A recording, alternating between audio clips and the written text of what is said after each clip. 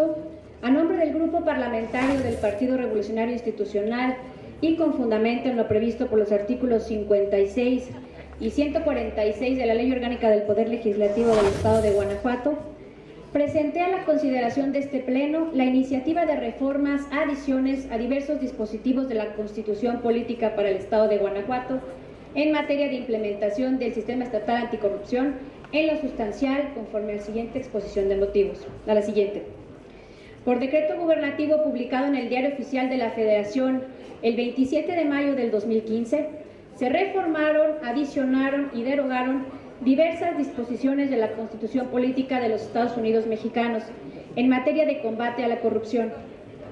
Sin menoscabo de los principios contenidos en la Reforma Constitucional Federal, ni de los motivos que sustentan la iniciativa presentada por la bancada del Partido Acción Nacional, el Grupo Parlamentario del Partido Revolucionario Institucional asume como una convicción la obligación constitucional en materia de implementación del Sistema Estatal Anticorrupción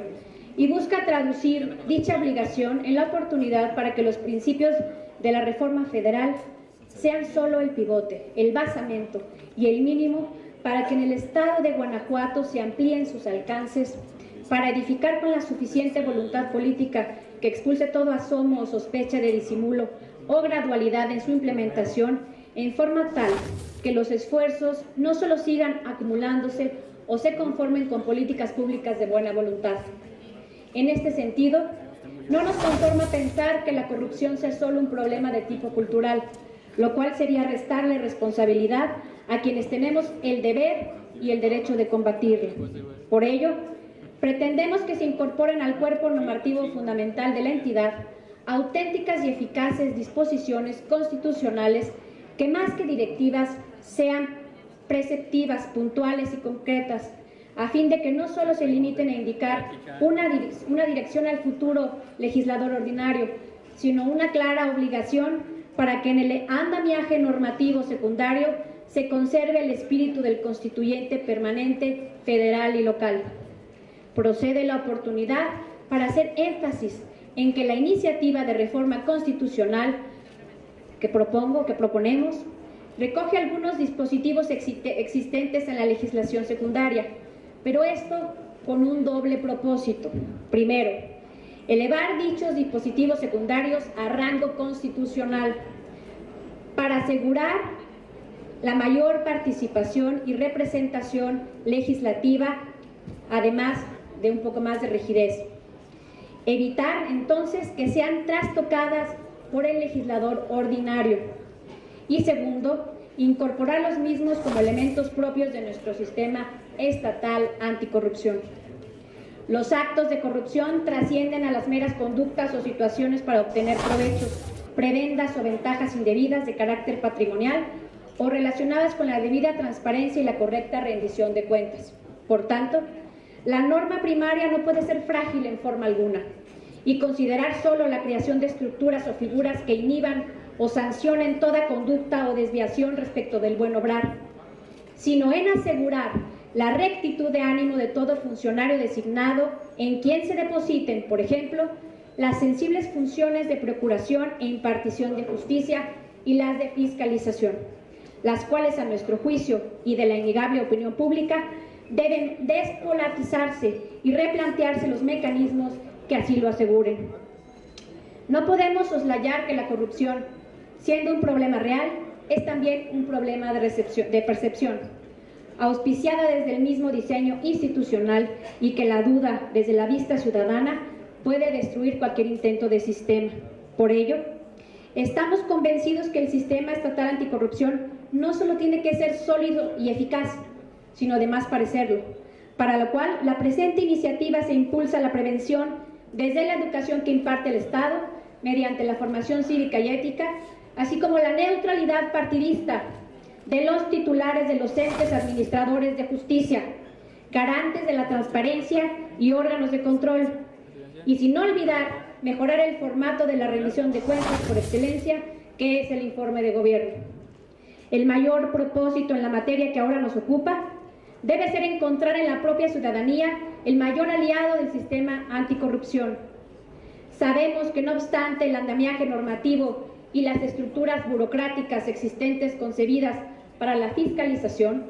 la sospecha de actos de corrupción y las respuestas institucionales insatisfactorias siguen siendo la constante y el mayor aliciente del desencanto ciudadano y de la cada vez más crítica pérdida de la credibilidad en las instituciones y en las autoridades de todo orden. Por tanto, resulta un imperdonable no considerar un enfoque doble vía, donde el gobierno y la sociedad civil cuenten con roles específicos y los asuman. Por lo que esta última se refiere, su acceso a la información pública y su participación informada serán sus mejores garantías para la vigilancia, el monitoreo y la verificación de la acción gubernamental. Según Daniel Márquez del Instituto de Investigaciones Jurídicas de la UNAM, hay una falta de eficacia institucional. No hay una correspondencia entre el discurso político-jurídico y la forma en que operan las instituciones. La sociedad ya no cree en sus leyes. La propia ciudadanía se siente en derecho de violarlas. Nos transformamos, dice el doctor en Derecho, en una sociedad cínica. Para la doctora Irma Sandoval del Laboratorio Anticorrupción del Instituto de Investigaciones Sociales de la propia universidad, la corrupción de la UNAM es estructural y tiene una fórmula: abuso del poder, más impunidad, menos participación ciudadana. Como bien se acepta, la política es el arte de lo posible y el derecho constitucional es igualmente derecho político.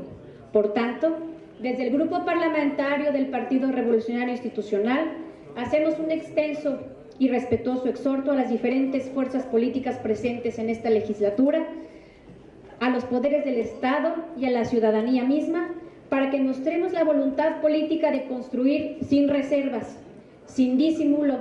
sin conveniencias, sin postergación y sin inercia partidista alguna, la norma constitucional que en materia anticorrupción trascienda aún también los parámetros federales y sea motivo, ¿por qué no?, de referencia nacional. En esta oportunidad de diseño estatal, no podemos dejar de lado que el sistema anticorrupción no solo debe nutrirse de un nuevo modelo de responsabilidades de los servidores públicos y de las agencias para su conocimiento, sustentación y sanción,